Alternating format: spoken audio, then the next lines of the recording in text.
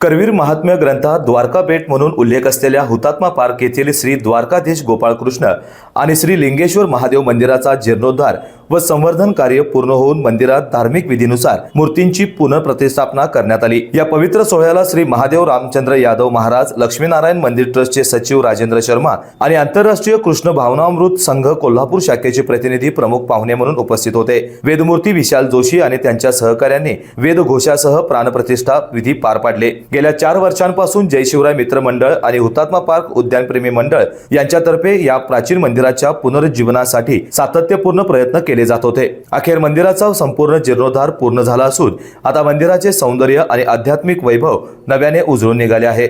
श्रीकृष्णाच्या द्वारकाधीश रूपाचे आणि कोल्हापुरातील सर्व शिवलिंगाचे पुण्य लाभ देणाऱ्या लिंगेश्वर महादेवाचे दर्शन घेण्यासाठी भाविकांनी मंदिरात अवश्य भेट द्यावी असे आवाहन जय शिवराय मित्रमंडळाचे पांडुरंग पाटील, रवींद्र सुतार, निलेश देसाई, नंदकिशोर देशपांडे, श्रीकांत दळवी, नंदू नलावडे, जगन्नाथ महाळंक आणि अलका जाधव यांनी केला आहे। करवीर महात्म्य कथेत भगवान श्रीकृष्णाच्या 16 सहस्त्र पत्नीच्या हातून काही मानसिक पाप घडले, त्यांच्या निकृतीसाठी करायला भगवान श्रीकृष्ण आपल्या परिवारासह करवीर नगरीत आले।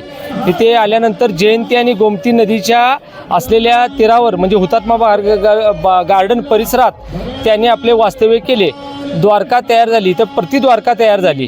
द्वारका तयार झाल्यानंतर इथं करवीरातील सर्व लिंगांना दर्शन, महादेवाची जे इथं लिंग आहे याला नमस्कार केल्यानंतर करवीरात जेवढे लिंग आहेत त्याला सर्वांना नमस्कार आपले पोचेल असे लिंगेश्वर महादेव मंदिर आहे। आपल्या मुखातून पंचगंगेचे महात्म्य श्रीकृष्णाने आपल्याला इथे हे सर्व सांगितले आणि चतुर्षी शक्ती, आपल्या शक्तीपीठ म्हणजे करवीर, पद्मावती, एकवीरा, अनुकामिनिका असे जे मंदिर आहेत ते जे दर्शन घेऊन इथे ह्या ठिकाणी आपण ह्या मंदिराचे दर्शन घेतल्यानंतर आपल्या पापाची प्राचित्य मिळते अशी या मंदिराची ख्याती आहे।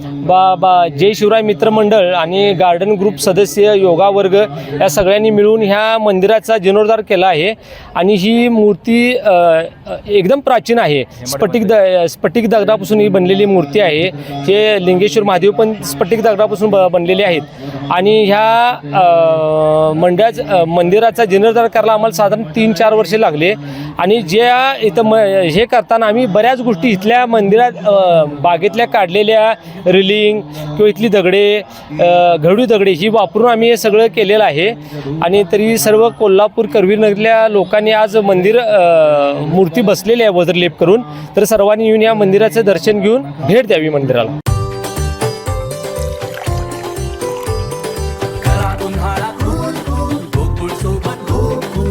गोकुळ सोबत गोकुल। अशाच नवनवीन अपडेट पाहण्यासाठी आमच्या कोल्हापुरी कारभार म्हणजेच KK न्यूज चॅनेलला सबस्क्राईब करा।